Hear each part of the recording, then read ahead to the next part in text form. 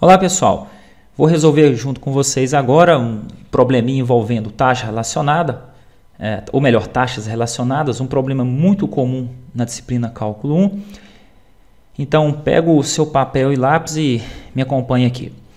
Primeira coisa que nós vamos fazer é fazer a leitura desse problema. Então ele está falando o seguinte, considerando que o raio de uma esfera está variando a 2 metros por segundo, determine a taxa de variação do volume dessa esfera quando o raio for igual a 2. Então, o problema pede uma taxa de variação do volume. Então, taxa de variação do volume é o que se pede. Taxa de variação e toda taxa, nota aqui, toda taxa relacionada, ela vai ser dada em forma de fração.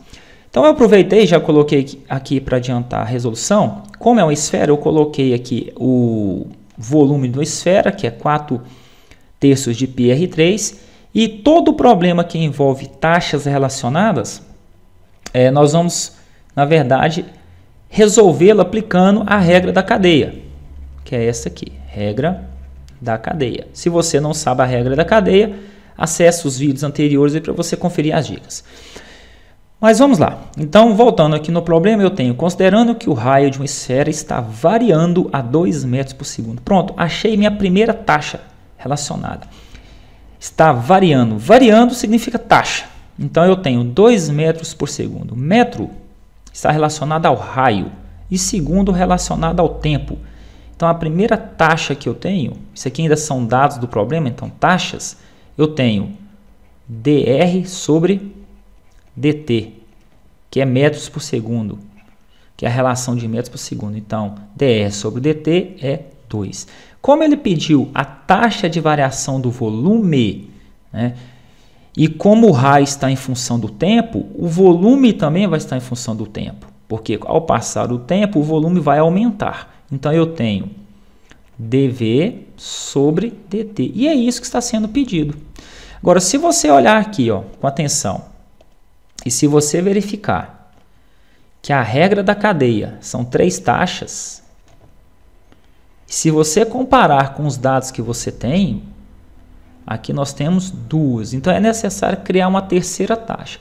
E essa terceira taxa relacionada, ela vai ser indicada com a fórmula dada.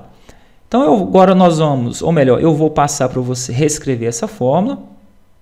Então, eu tenho aqui V igual a 4/3 de πr3 e vou aplicar essas taxas relacionadas nessa fórmula, obtendo assim a sua derivada. Então, como eu tenho V aqui no primeiro membro, eu vou derivar esse volume, né, em função do tempo que foi indicado nessa taxa. Então, aqui eu aplico dv sobre dt, que é igual. Comparando aqui com a regra da cadeia, isso aqui vai ser igual a quem? A dv sobre alguém que eu não sei, vezes este mesmo alguém, novamente, compara aqui na regra da cadeia, sobre dt. Esse alguém que eu estou perguntando, se você comparar com a regra da cadeia, seria o du. Agora, falta descobrir quem coloca aqui e quem que eu coloco aqui. Mas isso é muito fácil, você já tem essas informações. Veja, dv sobre dt é o que você está procurando. Nas taxas indicadas no problema, eu já tenho uma taxa que está sobre dt, que é o dr. Então, dr sobre dt é 2. Então, aqui ficou dv sobre dr vezes dr sobre dt.